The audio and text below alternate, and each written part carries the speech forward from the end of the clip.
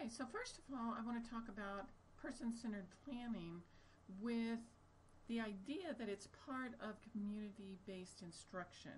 So community-based instruction is a fairly new form of instruction, or rather it's a more structured way of looking at transition services for students, especially students with autism, but also students who have intellectual disabilities or anyone who is going to be going into a more structured setting.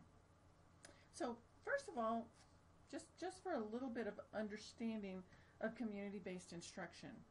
It's a form of instruction that takes place in the natural environment, because that's where we learn best, where functional skills are expected to be performed correctly. And it's become one of those areas where we've done quite a lot of research in it, and so we have to think about, when do we use this? Primarily, we use it with life skills, and that's why I wanted to bring out person-centered planning, and we're going to talk about this quite a bit this semester. But I wanted to make sure that you guys had a basic understanding of what it is. So first of all, what is person-centered planning? Okay? So, and you'll see the acronym PCP, and that's what we're talking about, person-centered planning. So it's an approach to career development that we use pretty much with students and individuals with severe needs. Okay? And so it's a process that we use to help people with more severe disabilities to develop and realize their dreams, and to figure out what they want to do with their life. Okay? And so a lot of times, we do this as families, we do this, but we don't always think about doing it in the schools. So person-centered planning, this is a quote by Tanya Whitehead. Person-centered planning is a way of thinking about people that respects their interests, hopes, dreams, and desires. It is a process of discussion and self-evaluation in which a person discovers how he or she wants to live, and the person's friends help explore what needs to be done to reach these goals. So first of all, we need a good facilitator, okay? So a good facilitator is committed to building an inclusive school community, or an inclusive community. They really need to have good listening skills. So it's not that you just hear that they said something, that you actually heard what they said.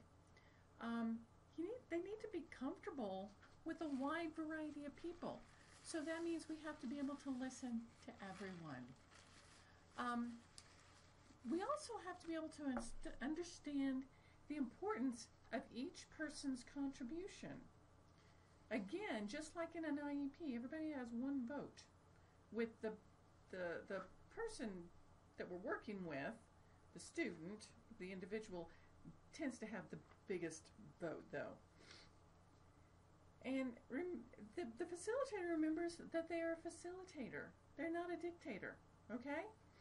So, whom might be working on this plan that we're going to make, that you're just now starting to figure out, learn about? Well, first of all, it might be a special education teacher. Generally speaking, we're going to have one of those there. A gen ed teacher is a very good idea. Any community members that the student wants to bring or works with on a regular basis. Different kinds of specialists. Any friends or neighbors that they really rely on, because remember, we're looking to set up a holistic plan. So this isn't just about the school. It could be, we could have some kids from their classes in on this meeting, especially kids that have already been trained in how to help their peers who have special needs. So this is not one of those things that we're looking at having, we do look at confidentiality, but these are people who already know what the issue is, and they already have a good understanding of it. So everyone's already going to know that Johnny has autism. Okay, it's not like it's going to be some big secret. And the focal person, who is the individual with the issue. Okay, and the individual person is often called the focal person. Okay,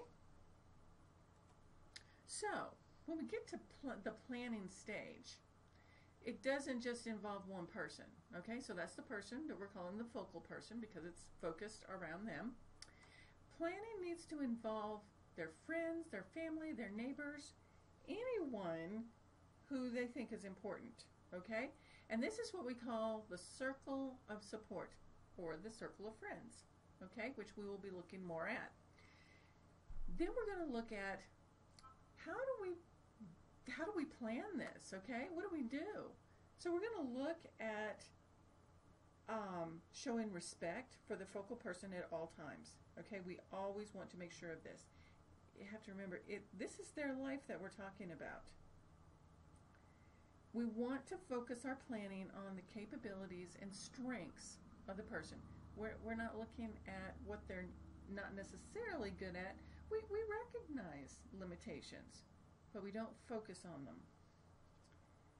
So then we want to focus on hopes and dreams. We want to be very positive, but realistic, okay? We want to know what their vision for their own life is. We also want to rely on those community members because they're going to be very instrumental in helping the focal person to be able to manage this plan. So we want to look at different supports, different connections, and we want to be responsive. So to help those supports to be responsive to the person who needs them. We also can use the PCP for formulating final IEPs, transition IEPs, or just an IEP or general plan, and we also want to make sure that we have the family there, because family input is not just important to have to say that we did it. It's really a key element in one of these plans.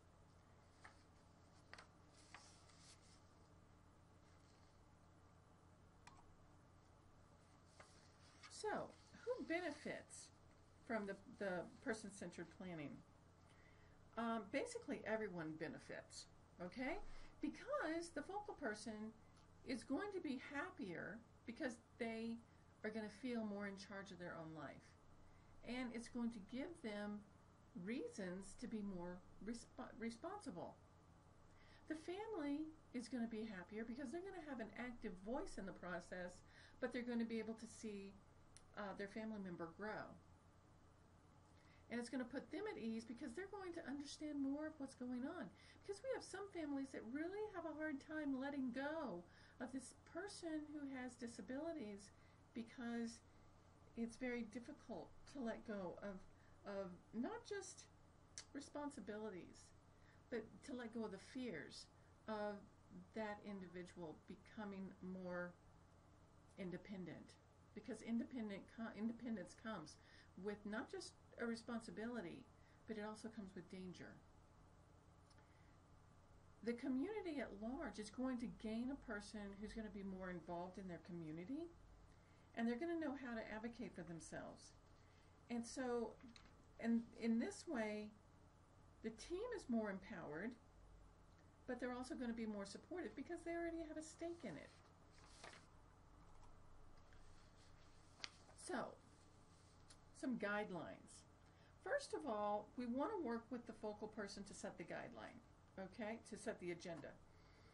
Now, they may not be the only person in charge of the meeting. You're going to probably do it as a tandem, the focal person and the administrator, okay? Now, I don't mean administrator like a principal. I just mean who is administrating and kind of keeping track of the plan. Now, your participants are going to vary. They might include family, friends, community members. So no two plans are going to be alike because people are going to be different. We have to remember that the process needs to be reflective. It's not goal-oriented.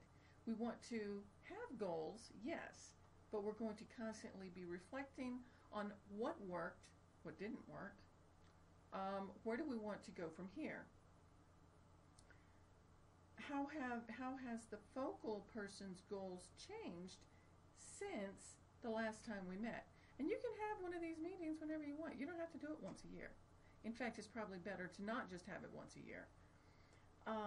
So the meetings are held as they're needed. Okay, so on a need-be basis. And instead of having to go after reports from everybody, like in an IEP, when we're constantly having to say, okay, I need a report from you, I need a report from you. We don't do that. People just come to the meeting with the information that they have, knowing that their information is going to be highly valued by everyone. And these are usually meetings that are very, very productive, which is why most people really enjoy participating in them. So we use informal assessments instead of formal assessments. So we use things like self-report from the focal person.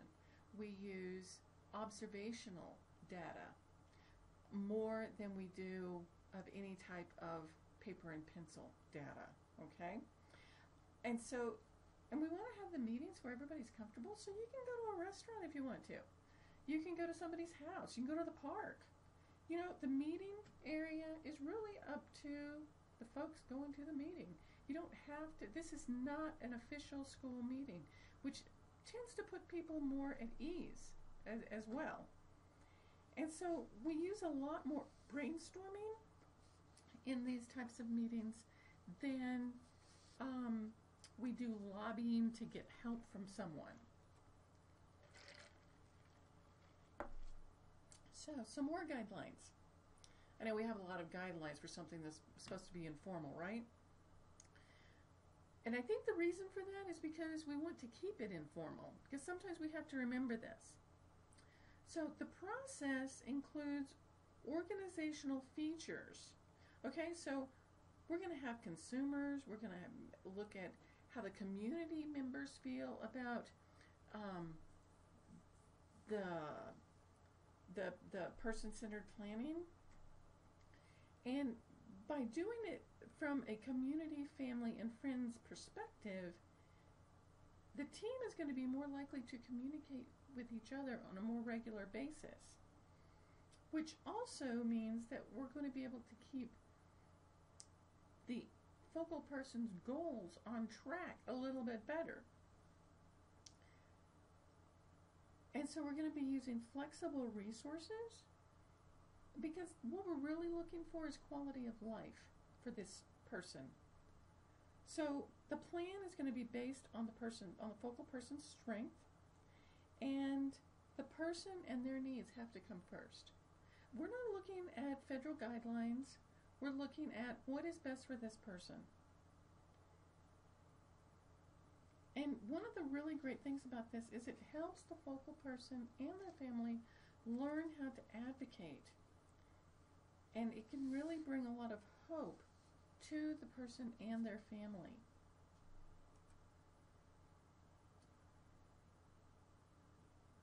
So another really great thing about person-centered plans is that these plans are very simple and easy to understand, okay? And we use a lot of graphics in here, sometimes hand-drawn graphics.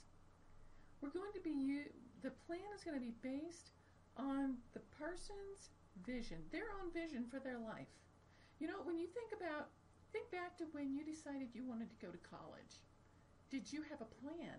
Or did you just kind of muddle through and get into college? I hope not. But if you have a plan for where you're going, a 5-year plan, a 10-year plan, even if it's just a 3-month plan, you know, here's my semester plan, and here's what I want to do this semester. We need to have short-term goals, long-term goals, and extended goals. Every person needs to do this for themselves. And so basically, you've been person-centered planning for yourself and maybe even for your family members without even thinking about it. So the plan is going to be focused on improvements and quality of life. So think to yourself, what did we learn in this last period of time? Is Johnny doing better now than he was 2 years ago in this one area? If the answer is yes, then you've seen some real progress. If you're not sure, then maybe that's an area that you want to focus on in an informal goal. Okay, so you might want to talk to Johnny about that.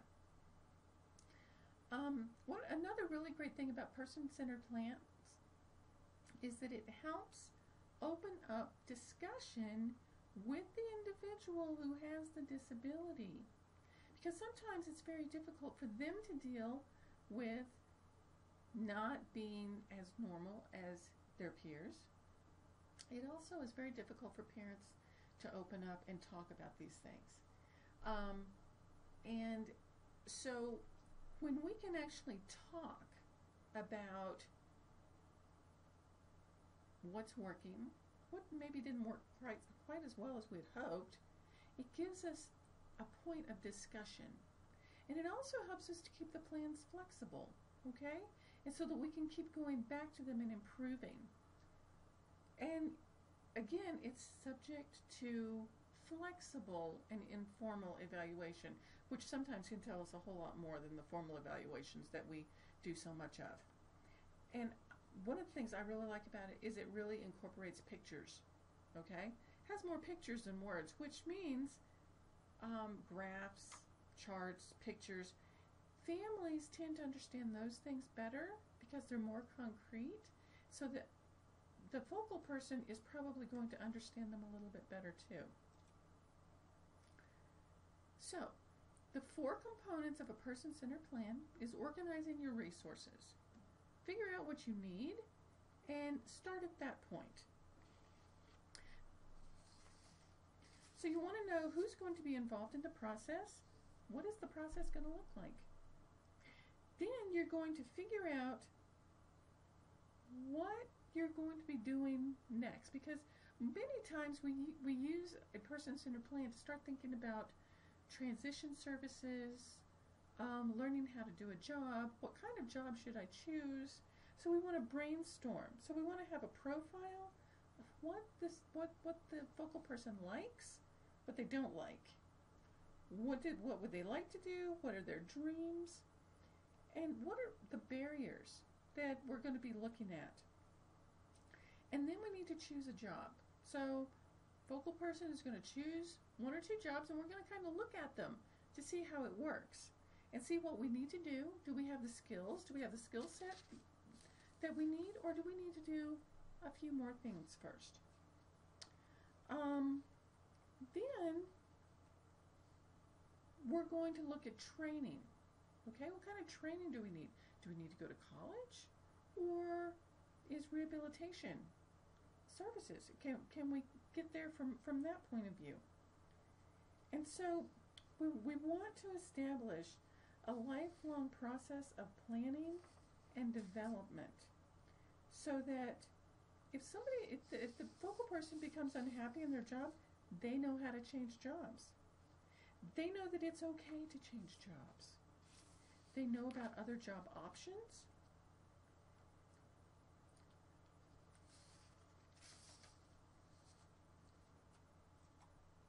Okay, so then personal futures planning, okay? And that's, looking more at where I have this job. I'm not really that crazy about it. I thought I was going to like it, but now I don't. So I want to change my job. So what do I do next? So personal futures planning looks at the capacity of the person, a realistic look at what can they do? What can they do well? So we're going to be looking at discussions between people, circles of supports, and how that results in a plan or a vision for this person. So when people come together as a group, individual strengths and talents are multiplied. weaknesses become less significant, and the plans are part of an ongoing process for the person and their support circle. Okay, and we're going to be talking about the support circle. All right, now some of this information is coming out of Snell and Brown, which is a textbook that's very expensive. I'm not asking you to buy it, which is why I'm bringing this information in for you. So then we look at essential lifestyle planning, and Snell and Brown talk about this, and they say that the essential lifestyle planning should communicate what is important to the individual person, define important activities like, you know, being able to go and watch 4th of July fireworks. This can be a very important activity, but if you don't know how to get to the venue where the fireworks are going to be, and you don't have a way of managing transportation, how are you supposed to participate in some of these leisure activities? These are very important. We non-disabled folks don't really think about how many skills you have to have in order to do something as simple as go watch the 4th of July fireworks. But we have to remember that we have to help people to work these into their routines. And if this is a goal that a person has, then we should be able to teach them how to do this. And so, again, the essential lifestyle planning process is interactive and lifelong, okay? So, here are some questions that you might look at that the focal person you might ask them. People who know and care about me say, fill in the blank. What do they say about me? To be successful in supporting the person, the focal person, I need to be able to, okay? My reputation is what? If this is going to work, we must. So think about the things that we have to be able to do in order to make planning work, okay?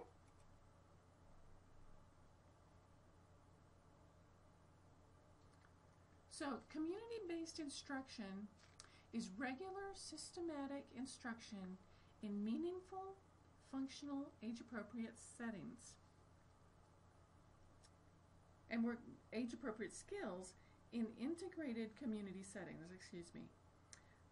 We use naturally occurring materials and situations. They're designed to help the student to acquire and generalize life skills that enhance their opportunities for meaningful experiences and relationships within the general community. Instruction is driven by individual strengths and needs using consistent teaching strategies as well as accommodations which are designed to enhance the student's participation in typical activities. Some of the settings might be in the home, as well as shopping centers, convenience stores, grocery stores, community resources like libraries. How do you use a library? Okay? What do you do when you go to the post office? You know, these are very serious skills. A lot of times we don't think about going to the post office as a skill set. Students can also learn important skills such as travel training. So how do we use a bus? Okay? Now in some areas, we don't have buses. Okay? Like here in Las Vegas, really small place, I don't think we have a bus here. We do have some kinds of transportation, so a person would have to know how to get in touch with the little van that goes around town, okay? But in places like Rio Rancho and Albuquerque, you have busing there. So that would be a very realistic setting. Now, what Belva Collins says, now this is out of Snell and Brown, But what Belva Collins says is that when we teach bus riding and other things that we also do in schools, okay, we need to be sure and give them authentic situations. So if we're going to teach taking a bus, we can start off with the school bus, but we cannot expect that riding the school bus is going to prepare anybody to ride the city bus, because there are different skill sets. Because when you ride the city bus, you have to be able to tell the driver when to stop. So you have to know what your stop is. And on the school bus, it's the school bus driver's responsibility to get the right kids off at the right places. So there are some definite differences. So we also need to use pedestrian skills. Do we really know how to use those lights so that we can cross at a safe point? How do we use money? Money management. How do we go to the bank? What do we do when we go there? Leisure skills. Do we know how to go to the restaurant? How many kids do you think don't have any idea of what to do when they get to a restaurant?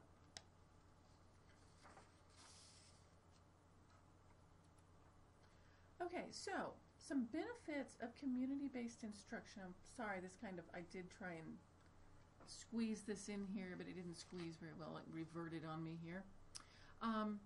So when we think about the benefits of community-based instruction, we're looking at social and community behaviors.